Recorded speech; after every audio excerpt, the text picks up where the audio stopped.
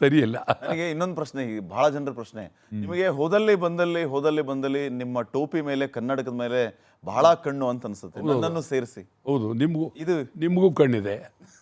ಯಾವಾಗಿಂದ ಈ ಕನ್ನಡಕ ಟೋಪಿ ಬಂದಿದ್ದು ನಿಮಗೆ? ಯಾವಾಗಿನಿಂದ ಬಂತು? ಆಗಲೇ 30-40 ವರ್ಷ ಆಗಿರಬೇಕು. ಈ ಟೋಪಿ ಮತ್ತೆ ಕನ್ನಡಕ ಇಲ್ಲದ ವಾಟಾಳ್ ನಾಗರಾಜ್ ಅವರನ್ನ ನಾವು ನೋಡ್ಬೋದಾ? ನೀವು ನೋಡ್ಬೋದಾ ಅಂತೀರಿ, ಈಗ ಟೋಪಿ ತೆಗೀರಿ ಅಂತೀರಿ, ಕನ್ನಡಕ ತೆಗೀರಿ ಅಂತೀರಿ, ನಾಳೆ ಶರ್ಟ್ ತೆಗೀರಿ ಅಂತೀರಿ. ನೋಡಬೇಕು ನೀವು ವಾಟಾಳ್ ನಾಗರಾಜ್ ಅವರು. ಈಗಂದರೆ ನಾವು ಏನು ಮಾಡೋಣ, ಏನೇನು ಬಟ್ಟೆ ತಗೊಂಡು ಹೋಗೋಣ? ಅಲ್ಲ, ಬೇರೆಯವ್ರ ಟೋಪಿ ಹಾಕಬಾರ್ದು ಅಂತ ನೀವೇ ಟೋಪಿ ಹಾಕ್ಕೊಂಡು ಬಂದ್ಬಿಟ್ರಾ ಹೇಗೆ? ಹಾಗೇನಿಲ್ಲ. ಟೋಪಿಗೊಂದು ಗಾಂಭೀರ್ಯ ಇರುತ್ತೆ. ಟೋಪಿ ವಾಟಾಳ್ ನಾಗರಾಜ್ ಟೋಪಿ ಕೊಡಿ ನಮಗೆ ಅಂತಾರೆ ಯಾರು ಹೋದಲ್ಲಿ ಬಂದ. ಒಳ್ಳೆ ಅದಕ್ಕೆ ಗೌರವ ಇದೆ, ಶಕ್ತಿ ಇದೆ. ಟೋಪಿಗಳು ಅಂದ್ರೆ ಈಗ ಗಾಂಧಿ ಟೋಪಿ ಬಿಳಿ, ಅದಕ್ಕೂ ಅಷ್ಟು ಶಕ್ತಿ ಇದೆ, ಭಾಳ ಅದ್ಭುತ ಇದೆ. ಅದರಿಂದ ಟೋಪಿಗಳು ಅನ್ನುವ ಇದನ್ನು ನಾವು ಅದನ್ನು ಒಂದು ಗಾಂಭೀರ್ಯ, ಗೌರವ, ಅದು ಸಂಕೇತ. ಈಗ ನಾಡ್ಲಿ ಜನಕ್ಕೆಲ್ಲ ಕನ್ನಡ ವಾಟಾಳ್ ನಾಗರಾಜ್. ನೀವು ಯುವಕರಿದ್ದಾಗಿಂದನೂ ಹಾಕೋತಿದ್ದೀರಿ ಅಲ್ಲ? ಇಲ್ಲ, ಮಧ್ಯ ಸುಮಾರು ಒಂದು 40 ವರ್ಷದಿಂದ ಈಚೆಗೆ. ಮೊದಲು ಹಾಗೆ ಅವೇ ಬೇಕಾಷ್ಟು ಓಡಾಡಿದ್ದೀವಿ. ನೋಡಿದೀನಿ ನಾವು, ನಿಮ್ಮ ಬ್ಲೇಸರು, ಟೈ, ವಿದೌಟ್ ಟೋಪಿ, ಕನ್ನಡಕ ಇರೋ ಫೋಟೋಸ್ನು ನೋಡಿದೀವಿ. ನೀವು ಪ್ರೌಢಾವಸ್ಥೆಯಲ್ಲಿದ್ದಾಗ. ಇತ್ತೀಚೆಗೆ ಗಂಭೀರತೆ ಇರಲಿ ಅಂತ ಟೋಪಿ ಕನ್ನಡಕ ಹಾಕೊಳ್ಳೋದಕ್ಕೆ ಹಾಗೇನಿಲ್ಲ. ಮೊದಲು ಗಂಭೀರವೇ, ಈಗಲೂ ಗಂಭೀರವೇ. ನಾನು ಗಂಭೀರ ಬಿಟ್ಟು ಹತ್ತಿತ್ತ ಅಲ್ಲಾಡಿಲ್ಲ. ಗಂಭೀರತೆಯ ಸಂಕೇತಕ್ಕಾಗಿ ನೀವು ಟೋಪಿ ಇಲ್ಲ, ಟೋಪಿ ಹಾಕಿದ್ರೂ ಗಂಭೀರತೆನೆ, ಹಾಕದಿದ್ರೂ ಗಂಭೀರತೆನೆ. ಇದು ಒಂದು ಕನ್ನಡದ ಒಂದು ಶಕ್ತಿಯಾಗಿ ಜನಕ್ಕೆ ಒಂದು ರೂಪ ಅಷ್ಟೇ. ಇನ್ನದೊಂದು ವಿಶೇಷತೆ ಏನಿದೆ. ಇನ್ನೊಂದು ವಿಚಾರ ನಾವು ಅಲ್ಲಿ ಇಲ್ಲಿ ಮಾತಾಡುವಾಗ ಕೇಳ್ಪಟ್ವಿ, ವಾಟಾಳ್ ನಾಗರಾಜ್ ಅವರು ಒಂದು ಪ್ರೊಟೆಸ್ಟ್ಗೇನೋ ಸೀರೆ ಉಟ್ಕೊಂಡು ಹೋಗಿದ್ರಂತೆ. ಅವಾಗೇನೋ ಭಾರಿ ತೊಂದರೆ ಆಗ್ಬಿಡ್ತು, ಗೋಡೆ ಜಂಪ್ ಮಾಡೋದಕ್ಕೆ ಹೋಗಿ ವಾಟಾಳ್ ನಾಗರಾಜ್ ಅವ್ರಿಗೆ. ಅಯ್ಯೋ, ಅದೇನು ಬೇಕಾದಷ್ಟು ಆಗೋಗಿದೆ. ಒಂದು ಸಾರಿ ಅದು ಭಾಳ ವರ್ಷದಿಂದೆ, ಸುಮಾರು 50-60 ವರ್ಷ ಆಗಿರಬೇಕು. ನಾನು ಆಗಲೇ ಬೆಂಗಳೂರು ಬಂದ್ ಕರೆ ಕೊಟ್ಟಿದ್ದ, ಆಗ ಭಾಳ ಹಿಂದೆ. ಬೆಂಗಳೂರು ಬಂದ್ ಆಗ, ಇದೇನು ಹೊಸ್ತಲ್ಲ, ನಾವು ಬಂದ್ ಮಾಡ್ತಾ ಇರೋದು, ಮೊದಲಿಂದೂ ಮಾಡಿದ್ದೀವಿ. ಅದಕ್ಕೆ ಗರುಡಾಚಾರ್ ಅಂತ SP ಭಾಳ ಅದ್ಭುತವಾದ ವ್ಯಕ್ತಿ. ಈ ಗರುಡಾಚಾರ್ ಇದೆಲ್ಲ ಅವರಪ್ಪ, ಗರುಡ ಮಲ್ಲ ಇದೆಲ್ಲ ಅವರಪ್ಪ ಭಾಳ ಅದ್ಭುತ. ಗರುಡಾಚಾರ್ ಈಗ ಉದಯ್ ಗರುಡಾಚಾರ್ ಇದ್ದಾರೆ, ಅವ್ರ ತಂದೆ ಗರುಡಾಚಾರ್ ಅಲ್ಲ? ತಂದೆ ಭಾಳ ದೊಡ್ಡ ಮನುಷ್ಯರು ಪಾಪ, ಒಳ್ಳೆ ಅದ್ಭುತವಾದ ವ್ಯಕ್ತಿ. ಅವರು ಆ ಕಾಲದಲ್ಲಿ SP ಆಗಿ ಭಾರಿ, ಆ ಕಾಲದಲ್ಲಿ ಅವರು ಆ ಸಂದರ್ಭದಲ್ಲಿ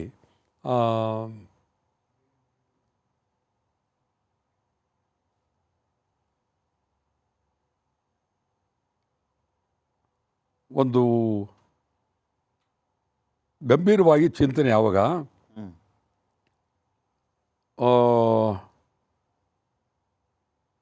ಅಧಿಕಾರಿಗಳುವೇ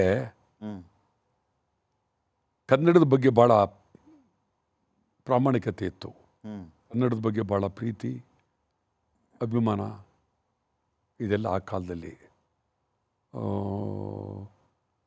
ಅವರು ಬೆಂಗಳೂರು ಸಿಟಿನಲ್ಲಿ ನಡೆದಿರುವಷ್ಟು ಚಳುವಳಿ, ಮೆರವಣಿಗೆಗಳು ಎಲ್ಲದಲ್ಲೂ ಇವರೆಲ್ಲ ಭಾಗವಹಿಸಿದ್ದಾರೆ. ಗರುಡಾಚಾರ್ ಭಾಳ ಪ್ರಮುಖವಾದಂಥ ವ್ಯಕ್ತಿ ಆ ಕಾಲದಲ್ಲಿ.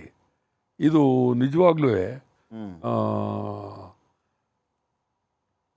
ಚಳುವಳಿಯ ಬಗ್ಗೆ ಭಾಳ ಅದ್ಭುತವಾಗಿ ನಡೆದಿದೆ. ಚಳುವಳಿ ವಿಶೇಷವಾಗಿ ನಡೆದಿದೆ, ಇಡೀ ರಾಜ್ಯದಲ್ಲಿ ಉದ್ದಗಲಕ್ಕೂ ನಡೆದಿದೆ.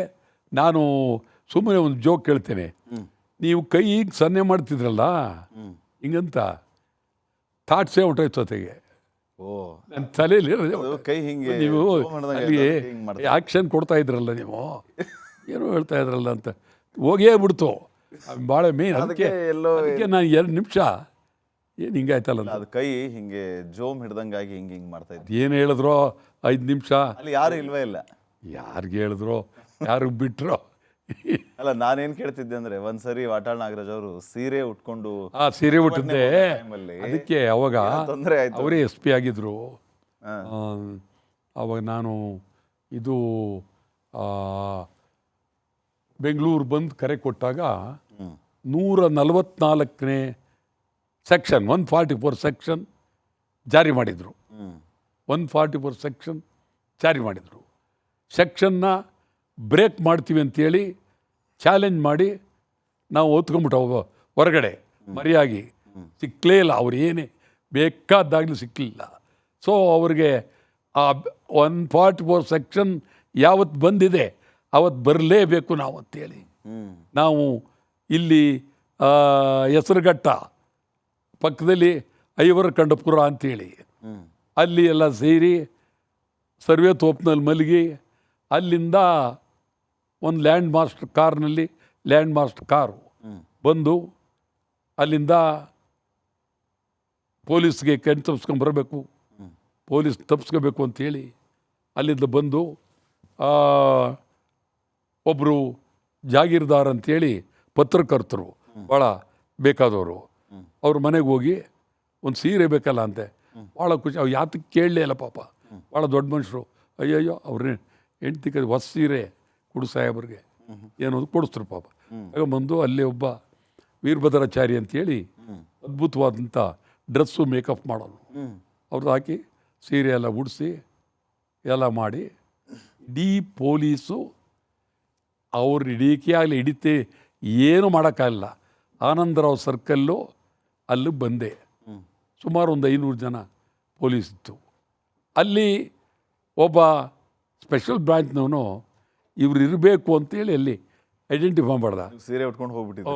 ಗೊತ್ತಾಗುತ್ತೆ ಈಗ ಅವನು ಹಿಡಿದು ಬಿಡ್ತಾನೆ ಅಂತೇಳಿ ಸರ್ರಂತ ಹಿಡಿದು ಸೀರೆ ಅಂತ ಹೋಗಿ ಆ ಹೋಟ್ಲ ಗೋಡೆ ಹಾರಿ ಇದಕ್ಕೆ ಹೋಗ್ಬೇಕು. ಯಾವುದಕ್ಕೆ? ಸುಭಾಷ್ ಕೆರೆ, ಅವು ಸುಭಾಷ್ ನಗರ ಕೆರೆ, ಸುಭಾಷ್ ನಗರ ಈ ಬಸ್ ನಿಲ್ದಾಣದ ಕೆರೆ, ಅಲ್ಲಿಂದಲೇ ಹೋರಾಟ. ನಮ್ಮವರು ಅಲ್ಲಿ ಕಾವೇರಿ ಪೈಪ್ನೊಳಗಿದ್ರು. ನಿಮ್ಗೆ ಹೇಳೋದಾದರೆ ಆವತ್ತಿನ ಚಳುವಳಿ, ಆವತ್ತು ನಡೆದಂಥ ಹೋರಾಟ, ಆವತ್ತಿನ ಜನ, ಆ ಪ್ರೀತಿ ಅಭಿಮಾನ ಕೊಡಿದ್ರು. ಹಿಡಿಯಕ್ಕಾಗಲಿಲ್ಲ ಪೊಲೀಸರಿಗೆ, ನಿಮ್ಮನ್ನು ಹಿಡಿಯಕ್ಕಾಗಲಿಲ್ಲ. ಆಗಲಿಲ್ಲ. ಆಮೇಲೆ ಹಿಡಿದ್ರು. ನಾನು ಮೇಲಕ್ಕೆ ಎತ್ತಿ ಆ ಕಡೆ ಓಡ್ಬೇಕ ಒಂದು ಕಾಲು ಹಿಡಿದ್ರು. ರಾಜಮಹಲ ಹೋಟ್ಲ್ ಅಂತ ಬರುತ್ತೆ ಅಲ್ಲಿ. Arrest, you are under arrest ಅಂತ ಭಾಳ ನಡೆದೋಗಿದೆ. ಭಾಳ ಚಳವಳಿಗಳು ಬೇಕಾದ ರಾಜ್ಯೋತ್ಸವದ ಸಂದರ್ಭದಲ್ಲಿ ನಿಮ್ಮ ಹಲವು ವಿಚಾರಗಳನ್ನ ನಮ್ಮ ಜೊತೆಗೆ ತಿಳಿಸ್ಕೊಟ್ರಿ. ಚಳವಳಿ ಹೇಗೆ ಮಾಡಿದ್ರಿ, ಚಳವಳಿ ಜೀವನ ಆರಂಭ ಹೇಗಾಯಿತು, ರಾಜಕೀಯದಲ್ಲಿ ಪದವಿ ತ್ಯಾಗ ಮಾಡಿದ್ವಿ, ಇತ್ಯಾದಿ ವಿಚಾರಗಳನ್ನ ತಿಳಿಸ್ಕೊಟ್ರಿ. ರಾಜ್ಯೋತ್ಸವದ ಈ ಸಂದರ್ಭದಲ್ಲಿ ನಿಮ್ಮ ಬಗ್ಗೆ, ನಿಮ್ಮ ಚಳವಳಿ ವಿಚಾರಗಳ ಬಗ್ಗೆ ಹಲವು ಅಭಿಪ್ರಾಯಗಳನ್ನು ತಿಳಿಸ್ಕೊಟ್ಟಿದ್ದಕ್ಕೆ ತುಂಬ ಭಾಳ ಸಂತೋಷ.